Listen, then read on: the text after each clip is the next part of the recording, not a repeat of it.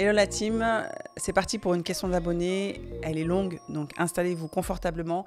Et petit disclaimer parce qu'il est mention de suicide. Alors bonjour, j'aimerais partager une situation qui nous bouleverse un peu dans la famille. En 2020, j'avais mon cousin qui était avec sa petite amie dans notre pays. Sachant que les parents de mon cousin sont en France, ma tante lui a demandé de faire la procédure pour venir. Et vu qu'il aimait sa petite amie, il a décidé de faire la procédure avec elle pour qu'elle puisse venir aussi. La fille était hésitante parce qu'elle n'avait personne, pas de famille en France, mais mon cousin l'a rassurée que ses parents étaient d'accord qu'ils fassent la procédure ensemble.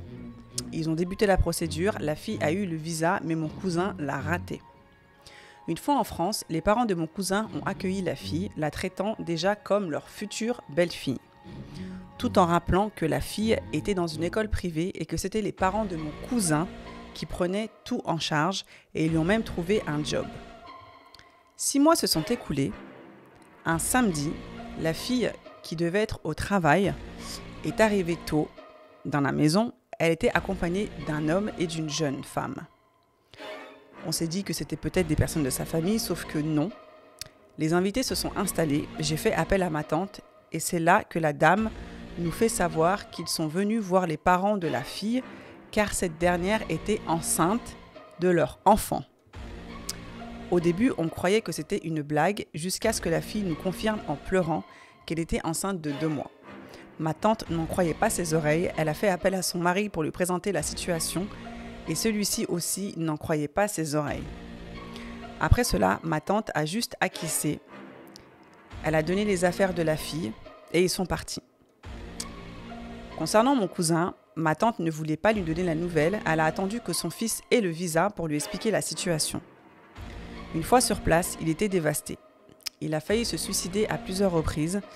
Un jour, il a sauté du premier étage du balcon. Heureusement, il n'a rien eu, car le choc n'était pas mortel. Il a fini son master, il a eu un bon travail, mais voilà, il était toujours dans le mal. Cependant, la fille avait accouché et tout le temps, elle passe devant la maison pour essayer de demander pardon. Ma tante lui a déjà dit qu'on l'a pardonné et qu'il faut qu'elle laisse son fils en paix, mais la fille a toujours continué à venir. Une fois, elle a rencontré mon cousin. Elle lui a dit qu'elle l'aime toujours et que l'enfant, c'était juste une erreur. Elle ne sait pas ce qu'il avait pris, comme si elle était envoûtée et elle ne peut pas vivre sans lui, sachant que l'enfant a déjà 2 ans et qu'elle vit toujours avec le père de cet enfant. Mon cousin a un peu de sentiment envers elle, il m'en a parlé et je ne sais vraiment pas quoi lui dire, sachant qu'on lui avait carrément dit voilà, de tourner la page. Donc voilà un peu notre situation. Alors, il n'y a pas de questions dans cette histoire. Déjà, merci beaucoup d'avoir partagé ça parce que c'est quand même une histoire qui est rocambolesque, si je puis dire. Il n'y a pas de questions. Donc, je pense qu'on peut juste dire que c'est une situation, je pense, qui effectivement n'est pas facile autant pour tes parents qui ont accueilli une fille, qui l'ont prise comme une belle-fille, mais qui au final n'est plus leur belle-fille à cause d'une décision qu'elle a prise. Ton cousin, qui lui était ou est toujours amoureux d'elle et il l'a fait venir en France justement pour vivre une histoire avec elle et au final il s'est rendu compte que ce n'était pas la bonne personne. Et l'enfant qui est là, qui est né d'une relation, alors on ne sait pas trop quelle est la relation parce que au final cette femme-là elle vit toujours avec le père de l'enfant, donc voilà, elle dit qu'elle aime ton cousin mais au final elle est toujours avec le père de l'enfant, donc c'est un peu ambigu, mais cet enfant-là, malheureusement, il est là. Et, alors, est-ce qu'il a été voulu? Est-ce qu'il est heureux? Enfin, on ne sait pas, mais en tout cas, ça montre à quel point on n'est jamais sûr de rien.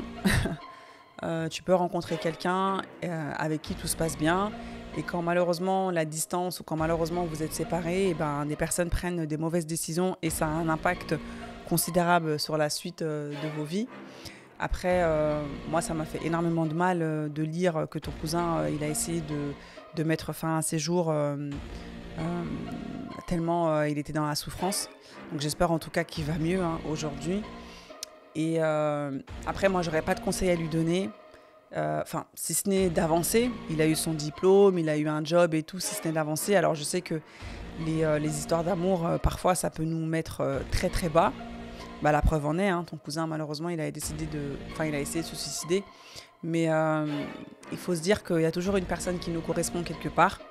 Alors peut-être qu'elle n'arrivera pas tout de suite, mais en tout cas, il faut se dire qu'on a tous une moitié qui nous attend et qu'il ne faut pas désespérer et il faut continuer d'avancer, quoi. Voilà, en tout cas, moi, c'est ce que je dirais à ton cousin s'il nous regarde et s'il entend cette histoire. Et après, pour la fille, eh ben, je pense que même si tu l'aimes encore, comme tu peux le dire, bah maintenant, tu es mère d'un enfant. Et surtout, tu vis encore avec le père de ton enfant. Moi, je pense que c'est une histoire qu'il faut mettre derrière toi.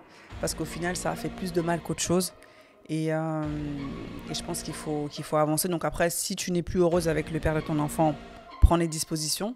Tu vois, mais ne reste pas dans une relation en faisant croire au gars avec lequel tu es et que tout va bien, alors qu'en fait tu penses à un autre gars parce que ce serait vraiment pas cool. Et focus-toi sur ton enfant et voilà, vis ta vie. Alors je te dirais pas de laisser tranquille. Enfin, si, je pense que tu devrais tourner la page et ça sert à rien, tu vois, de repartir voir le gars pour lui dire que tu l'aimes, que c'était une erreur parce que maintenant les choses elles sont là. Et malheureusement, rien ne pourra changer ça, quoi. Donc voilà, c'est mon avis. Christin, tu veux donner ton avis? Tu veux pas? Voilà, bah donnez-nous vos avis, la team, hein. Après, je sais même pas s'il y a un avis à donner ou quoi, mais est-ce que c'est une situation que vous avez déjà connue ou dans votre entourage? Est-ce que quelqu'un a vécu cela et quelle est la morale que l'on peut tirer de cette histoire? Voilà, à bientôt.